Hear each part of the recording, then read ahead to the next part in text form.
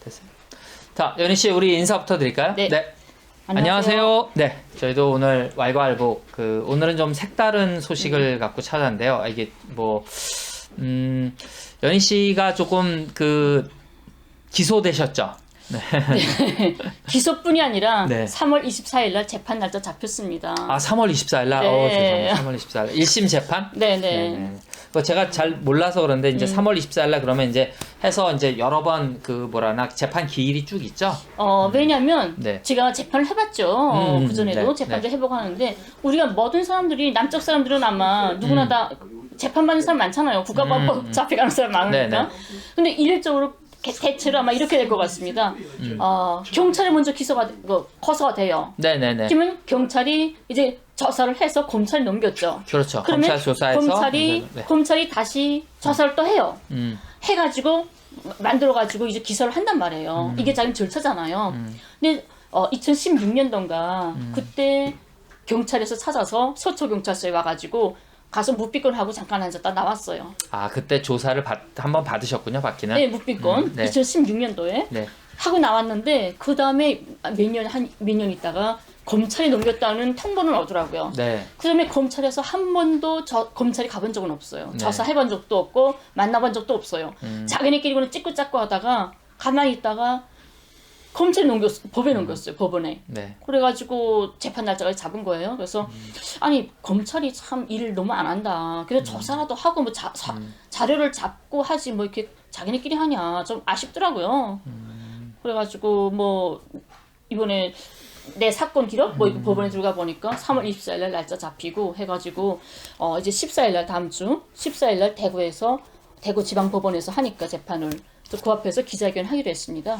네, 그래서 이게 저희가 이렇게 토막토막 조금 소식은 보내드린 것 같은데, 이제 그때 사실은 저희들은 이제, 이거 검찰 넘어갔지만, 경찰에서, 내사에서 넘어갔지만, 불기소 처리할 거고, 이제 사건을 종결해야 연희 씨가 좀 움직일 수 있으니까 아마 저희는 긍정적으로 누구나 그렇게 생각했고, 또 저도 그렇게 말씀드렸어요. 괜히 말씀드린 게 아니라 희망 고문 이런 게 아니라, 정말로 지금 분위기가 이렇고, 또 그리고 이제 당이나 어떤 당정청에서 움직이는 것도, 연희 씨 올라갈 준비, 이제 좀 알아보는 식으로 얘기를 해서, 조금 이제 여론만 조금 뒷받침이 되면 충분히 움직일 수, 당연히 이건 불기소다라고 생각했는데 기소 판결이 났고, 그래서 지금 심지어는 이게 지금 공소가 이미 연희 씨한테는 검찰에서 조사도 없이 이제 공소가 제기돼서 3월 24일 날 재판 날짜가 잡혔고, 지금 연희 씨 앞으로 온 거는 대구지방검찰청에서 2020년 12월 29일 날짜로 이제 조서가 준비가 돼서 이제 왔네요. 네, 그래서 맞습니다.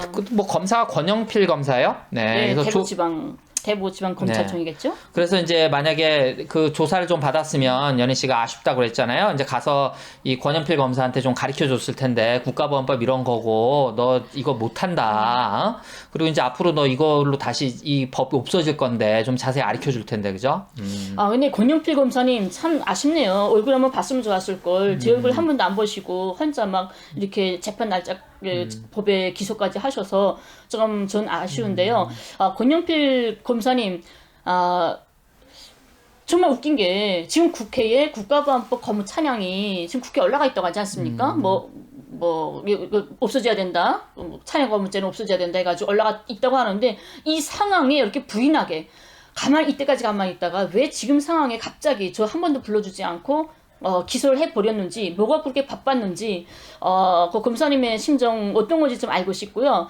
그러니까 이 국회에서 이게 철폐가 되게 되면, 국가보안법 거무 찬양죄가 철폐가 되게 되면 저를 기소하지 못할까봐 국회에서 정책이 나오기 전에 빨리 기소하려고 그 바쁜 마음에 이렇게 했는지, 그런 생각도 듭니다. 이게 좀 간략하게 소개를 드리면, 이제 죄명은 국가보안법 위반이에요. 찬양 고무, 그다음에 이제 국가보안법 잠입 탈출. 네. 그리고 특이한 거는 폭력행위 처벌에 의한 폭처법이라 하는데, 저희들 이제 옛날에 80년대 대학 때 이제 집시법으로 잘 안 넣거든요. 왜냐하면 집회와 시위에 대한 법률은 좀 민주화를 위해서 한 것 같으니까 일부러 폭처법으로 넣어요. 그래야 잡범이 되고 이제 뭔가 해주기는. 그래서 그때는 이제 여담입니다만, 이제 국가보안법으로 가면은 되게 이렇게 좀 웃기기도 하죠. 이제 웃픈 건데, 되게 명예로운 어떤. 근데 이제 그 다음에 이제 집시법.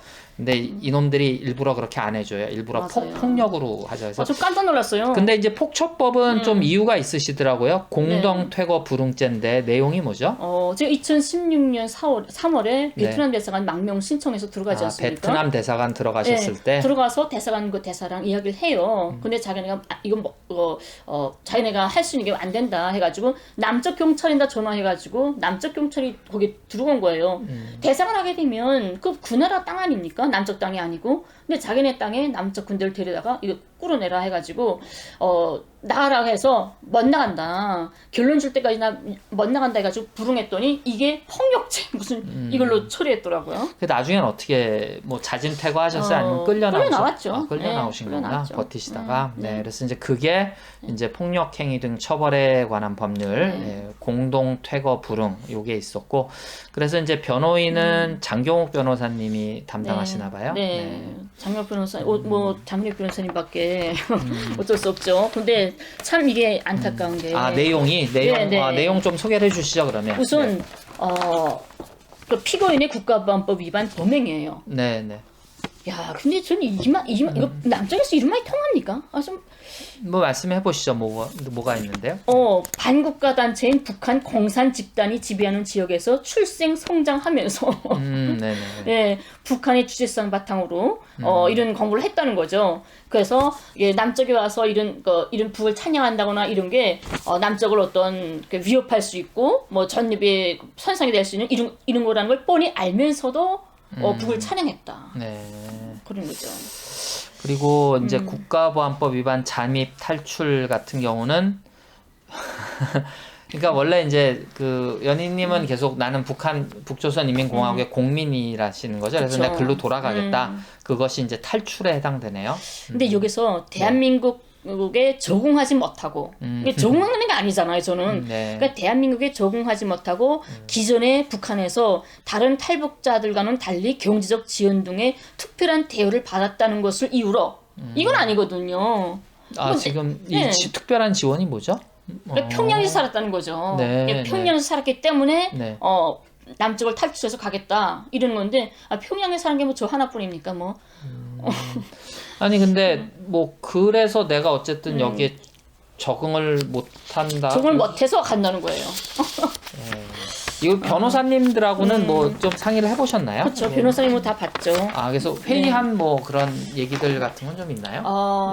너무 뭐냐면 제가 이걸 보면서 저는 한마디로 봅니다. 이 재판을 나는 인정할 수 없다. 수용할 수 없다. 왜냐면 저는 여기서 말하는 것 자체가 제가 지금 남쪽에 왔는데 제대로 적응을 못하기 때문에 안 되겠다. 나 도로 가겠다 하고 가려고 하는데 그럴 거면 하나원이나 국정원이나 조사받았던 거 탈북자들 내 신변보호관 이름을 다 알고 있는데 당신이 이제 거기 가게 되면 이거 다 불면 국가의 전입이 위험이 되는 거다. 이걸 끌고 나가는 거예요. 이제 북에 가서 여기서 조사받은 사항을 얘기하면 북의 위협이 된다. 네네. 그 비밀이 드러난다는 거죠. 근데 그 사실들을 지금 하나원에서 연인 씨가 조사받고 한 것들을 지금 북에서 모르고 있을까요? 그러니까 제 얘기는 뭐냐면 뭐 그런 하나원의 기본적인 시스템이라든지 이렇게 취조하고 하는 것들은 다른 동영상 유튜버에도 많이 있고 사실은 인터넷에도 많아요. 그러니까 그게 국가 기밀이 돼서 대한민국 사회를 위태롭게 할 것 같지는 않은데요. 그리고 신변보호관 이름을 내가 알고 있기 때문에 거의 위태롭게 한다 하는데 북에서 그 농촌에 천구석에 있는 신변보호관도 이름 하나하나 알아서 뭐 합니까? 그러면 뭐 북에서 그 신변보호관 이름을 알아서 나중에 뭐 내려와서 해코지를 한다는 건가요? 모르죠. 이 사람들. 그거는 뭐 전쟁하자는 얘긴데. 정말 그리고 또 이렇게 여기 현재는 남쪽에 34,000명의 탈북자가 있다고 하지 않습니까? 네. 제가 국가보안법이 어디서부터 어디까지가 적용이 되는지 정말 솔직히 이해가 안 돼서 그래요. 그러니까 국제 변호사님이시잖아요. 그러니까 변호사의 입장에서 한번 생각을 좀 법조인으로서 생각해봤으면 좋겠어요. 무슨 법이든 일률적으로 적용될 거잖아요. 네.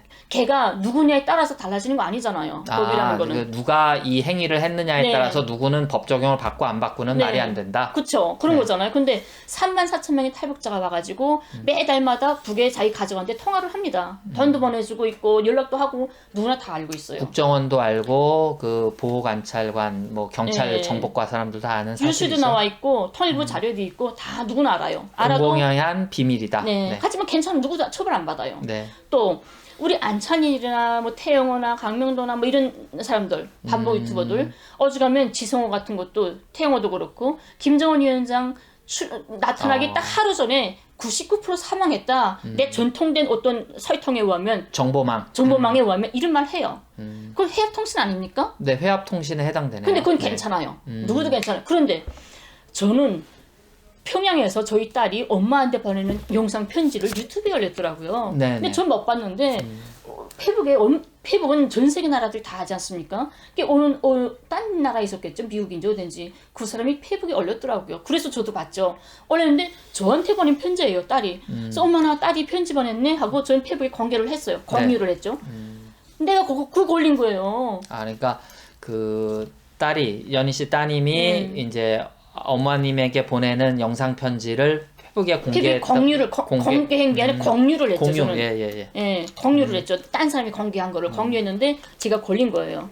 이런 것들 이게 참 이해가 안 되는 거죠. 그리고 그거는 뭐 그게 중요한 건 아닙니다만 더 황당한 게 다른 사람도 아니고 혈족이잖아요. 그쵸. 바로 딸 엄마 사이인데. 근데 저는 변호사님한테 묻고 싶은 게 뭐냐면요. 네. 제가 솔직히 지금 남쪽에서는 반국가 단체라고 하는 거잖아요. 네. 그렇기 때문에 지금 반국가 단체에서 온 편지를 내가 공개했기 때문에 네. 안 되는 거죠. 근데 이 사람들의 식대로만 한다면 2018년 평창올림픽 때 그 반국가 단체라고 하는 그 사람들 안고 막 울고 뭐라고 말하고 가족 이야기도 하고 했어요. 호텔까지 찾아가서 따로 만났단 말이에요. 이건 법에 안 걸렸어요. 지금 연희 씨가 한 그 행동들은 지금 여기에 또 올라가 있지 않네요. 네네. 그건 직접 만난 건 걸리지도 않아요. 근데 편지를 그냥 페북에 공유한 거 이건 또 법에 걸리고 있어. 나는 이 국가보안법이라는 게 정말 누가 막걸리법이라고 하더니 국가보안법 너무 웃겨요 이게. 그러니까 이제 뭐 지금 뭐 우리가 감정적으로 제가 말씀드릴 수도 있지만 조금 생각해 보면 이게 뭐 대구지방검찰청만의 문제는 아니겠죠. 근데 이제 검찰에서 평창에서 내려온 사람들, 뭐 그전에도 아시안게임 때 응원단도 왔고, 특히 평창에서는 이제 문재인 정부가 들어서서 좀 화해적인 분위기에서 사실 문재인 대통령도 그때 온 내빈들과 악수도 하고, 대화도 나눴고, 식사도 했고. 그러니까 그걸 집어넣게 되면 그 사람들이 다 문제가 되는 거구나. 그죠? 그죠. 예, 그러니까 거의 싹 빼고 이명박 박근혜 때. 그 다음에 지금 내가 페북에 이거 쓴 거. 개인적인 활동들만. 2015년부터 지금까지 페북을 싹 다 들어왔어요. 그리고 또 뭐냐면 2018년도 8월 15일인가 그때 제가 책을 냈잖아요. 네. 나는 대구에 사는 평양 시민입니다. 나는 대구에 사는 평양 시민입니다. 네. 그 지금 뭐 많이 나갔어요. 메시지 찍어서 뭐 나가고 다른 나라에 나가고 북에 평양에도 갔어요. 제 책이. 네. 근데 그 책을 내기 전에 우선 짤막하게 자주시버에다가 연재를 했던 게 있어요. 연재를 하느라 그 책을 이메일로 보냈는데 그게 다 걸린 거예요. 이미 출판된 책 내용인데. 네, 출판된 책인데 그게 다 걸렸어요. 네. 그럼 내 책이 그러면 불법 도서인가? 그러면 제가 그 책은 못 봐서 그 책 내용이 이제 북을 찬양 고무한다는 거예요? 그냥 난 어디서 태어났고 뭐 했고 했는데 그게 다 아니라는 거, 가짜라는 거죠.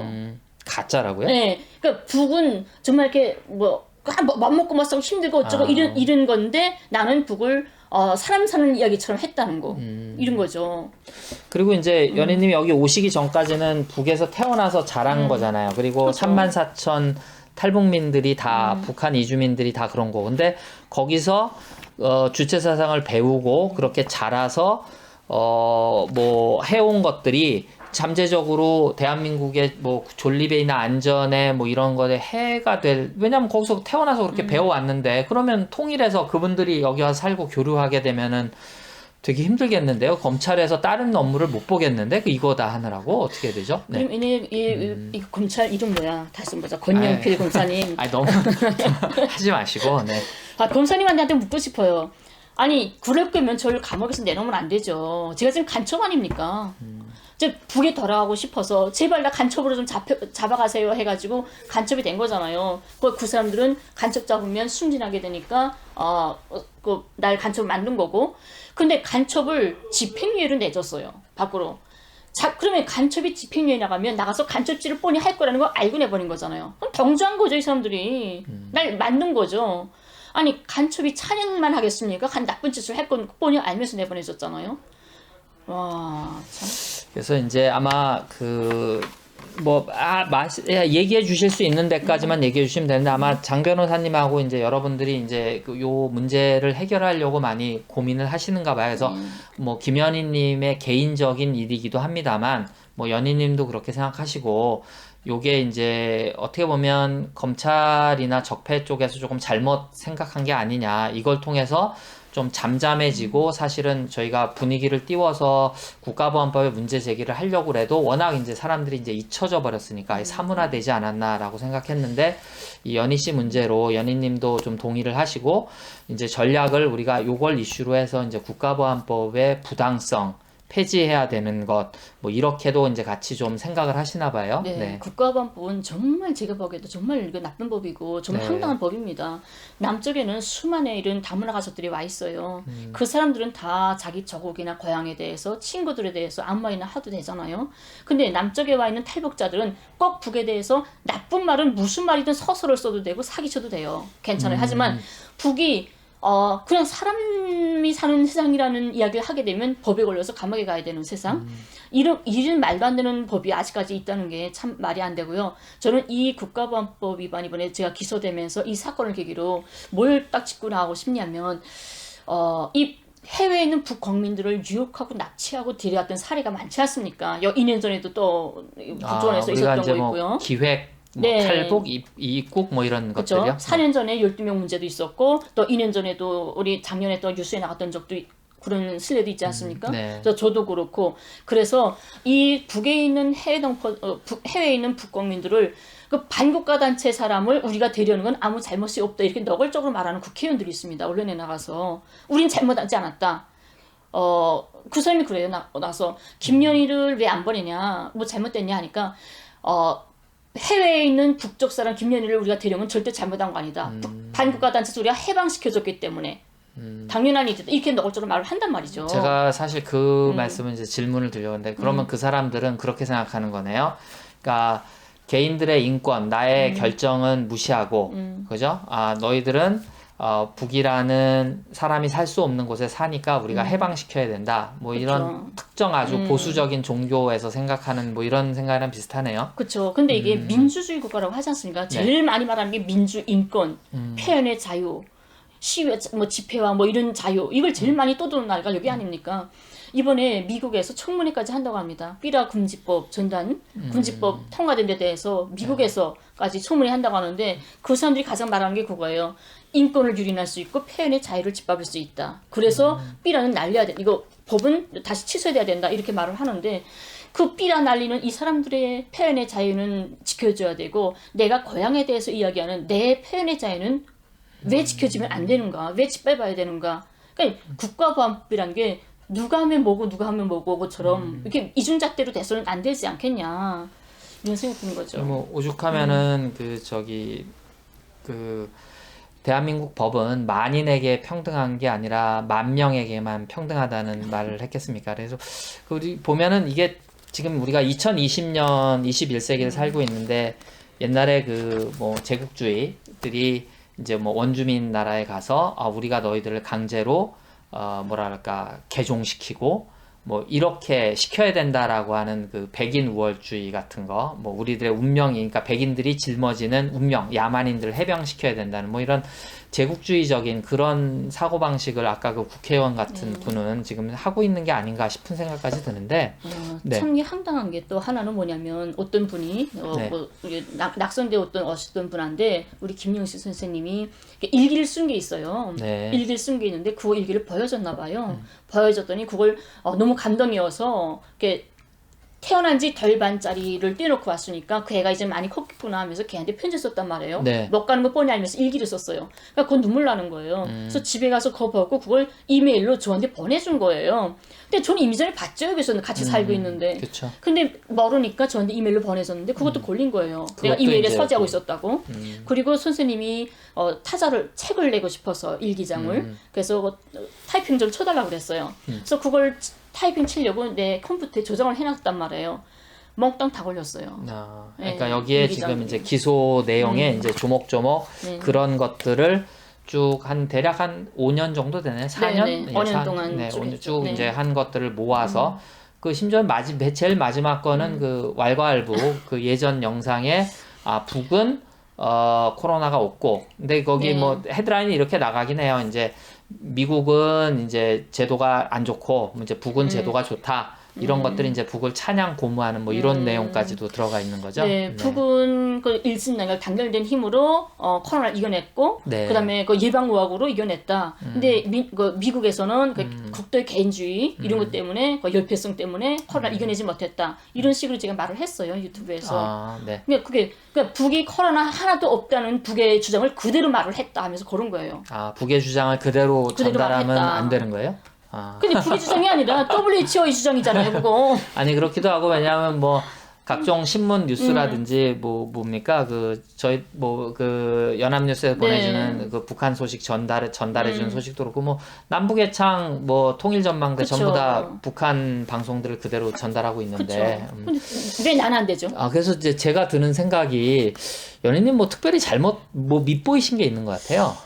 그쵸. 나 엄청 미워하나 봐요. 이 검사 이 나라 국가범 이 나라가 날 너무 미워하네. 그래서 아까 이제 조금 뭐 비밀 뭐 아직 이제 결정되지 않거나 논의 중이신 건 얘기 안 하셨는데 그래서 뭐 변호사 팀하고 이제 연예님하고 이제 장경 변호사님은 어떤 식으로 이 문제를 풀려고 하시는 거예요? 네, 우선 이 계기를 해가지고 지금 국가보안법으로 피해보는 분들 많잖아요. 이거 한번 찍고 나가지 않으면 언제까지나 계속 거기에 계속 우리가 시달리게 되기 때문에 꼭 이걸 끊어야 된다 해서 이 계기로 해서 국가보안법 철폐를 위한 어떤 투쟁의 계기로 만들자 이런 계기고 우선 이 사연을 알려야 되잖아요. 네. 근데 내국인 국내인 분들은 이런 여러 삼항인가요? 북을 반국가 단체로 지칭한 데 대해서는 거기서 머뭇거려요, 다. 머뭇거리고 나라에게 전입에 뭐 이런데 위험을 줄 거다. 아니, 위험을 줄 거기 때문에 탈북자가 북에 가는 거는 뭐 그럴 수 없다라는데 그건 좀 머뭇거리더라고요. 이해를 잘 못하더라고요. 그래서 이런 것들을 남쪽 사람들 이해 못하고 제가 여기 갇혀 있는 것도 남쪽 사람들은 이해 못하는 사람들 많아요. 지금 우리 일반 시민분들은 잘 이해를 못한다고. 그래서 현행법이 없는데 당연히 북에 돌려보낼 수 없지. 돌려가면 또 죽을 거 아니야 뭐 이런 말을 하는 사람들도 있고 그 반국가 단체인데 뭐까지 이런 사람도 있고 남쪽 사람들은 부정적인 이미지가 많단 말이에요. 근데 외신이나 외국 사람들은 전혀 이해 못합니다 이거. 어떻게 가족을 생리별할 수 있어? 어떻게 가족을 못 만나? 어떻게 이렇게 강제로 억류하고 있어? 이건 너무 황당해하는 거예요. 외신이 더 황당해합니다. 그래서 국내 언론도 맞지만은 외신 기자 클럽에서 외신 기자 간담회를 저지게 해서 전 세계 알리고 국제 변호사들이라든가 유엔의 국제기구에 이 사연을 좀 알려가지고 국제적인 어떤 여론을 모으는 게 좋겠다라고 생각을 했고요. 또 국내에서도 기자 간담회 만들어서 이제 좀 심층적으로 좀 이 문제 국가보안법이라든가 이거 좀 여러 사건이 있는데 해외에 있는 북국민들을 여기 지금 억류하고 있는 사건들 여러 개가 있지 않습니까? 네. 이 사건, 이 한 서너 개의 사건을 이제 털자. 좀 들여다보자. 자세히 좀 들여다보자. 그런 의미로 우리 기자 간담회를 좀 가지고 싶고 매 사건마다 그런 걸 하고 있습니다. 그러니까 이제 홍보가 많이 중요할 것 같아요. 이게 좀 우픈 건데 저도 여러분과 똑같은 대한민국 국민으로서 이게 우리가 자체적으로 뭐 검찰, 그다음에 사법부 그리고 이제 헌법재판소의 위원도 들어가 있습니다. 위원 소송도 들어가 있습니다만 이게 뭐 사대주의라고까지 말씀을 드려야 될지 모르겠는데 외국에서 여론이 혹은 언론이 혹은 외국의 이제 법조인들이 보고 야 이거는 말이 안 되는데 넌센스인데 이렇게 압박이 들어오면 대한민국 검찰이나 판사들이나 헌법재판소에서도 움직일 것 같다는 이런 생각. 그러니까 우리가 이게 대한민국 국민으로서 이게 부끄럽지만 이렇게 하지 않으면 우리 자체 내로 문제가 해결되지 않는다는 이 현실을 어떻게 생각해야 될지 그런 것도 하나가 있고, 그 다음에는 지금 외국 분들은 이렇게도 많이 생각하시는 것 같아요. 이제 그들은 우리랑 또 역사가 다르니까, 그럼 인종이 다르냐, 남과 북이 인종이 다르냐, 종교가 다르냐, 그렇지 않은데 내란이 있고 뭐 남북 특히 이제 80년 광주 민주화운동 때 그 학살이 있는 거, 아니 그럼 광주 사람들은 인종이 다른 사람들이냐, 아니면 종교가 다른 사람들이냐, 같은 민족이 같은 민족을 왜 학살하느냐. 이제 지금 이것도 왜 남과 북이 같은 민족이고 종교적인 갈등이 있는 것도 아닌데 다시 글로 들어가겠다는데, 모든 걸 알고 계신 분인데 잘못 왔기 때문에 다시 돌아가겠다고 하는데, 그것을 막는 것은 뭐 국가보안법을 떠나서도 좀 상식적으로 말이 안 되는 게 아니냐. 네. 아마 거기서부터 시작하시려고 하는 것 같아요. 거죠. 우선 첫째가 그 북주민을, 이 나라 국민이 아니잖아요. 네. 예, 아닌 사람 국제법 위반, 철저한 국제법 위반입니다. 유엔에 다른 나라로 등록되어 있는 다른 나라 사람을 강제로 옥죄하고 있는 거 아닙니까? 유엔에서 납치해서 이런 사건들이. 이 강제 옥죄하고 있다는 것 자체가 우선 법에 이거 잘못된 거고요. 다시는 이런 일이 벌어지면 안 되겠고, 왜냐하면 저뿐이 아니라 제 이후에 12명도 있었고 또 2년 전에 또 그런 일도 있지 않았습니까? 계속 앞으로도 계속 일어날 거란 말입니다. 이런 거는. 그래서 이런 걸 거꾸로 해야 되겠고, 둘째로는 아니 자기 고향에 가겠다는데, 가족을 만나겠다는데, 또 고향에 대한 이야기를 했는데 북에서 태어난 사람이 자기 고향 이야기를 하면 법에 걸려 감옥 간다? 이런 좀 어이없는 일이 어떻게 우린 아직까지 우리 옆에 있어야 되냐. 이런 게 참 황당한 거죠. 그리고 우리가 좀 더 넓게 생각해서, 우리가 남쪽 사람들이 예전에 금강산 관광이라던가 평양 아이랑 공연도 갔었고 뭐 이런 행사도 가고 그랬지 않습니까? 네. 많은 사람들이 버스 쪽 사람들도 아마 금강산 관광이나 갔을 거예요. 많이 가셨죠. 네. 네. 그분들 갔다면 좋아하잖아요. 네네. 그러면 반국가 단체 갔다 온 겁니까? 이런 식으로 하게 되면. 그러니까 우리가 이제는 반국가 단체라는, 이런 정말 썩어 빠진 옛날에 좀 없어져야 됐던 이런 반국가 단체라는 이미지, 이거는 깨버려야 된다. 북은 반국가 단체가 아니라 우리와 함께 공존해야 할, 함께 해야 할 동반자라고 생각을 해야 됩니다. 그래야 우리 남북 협력도 할 거고 경제 교류도 할 거고 금강산 견학가고 뭐 할 건데, 반국가 단체라고 지정해 놓고 어떻게 우리가 북과 교류를 하겠다고 합니까?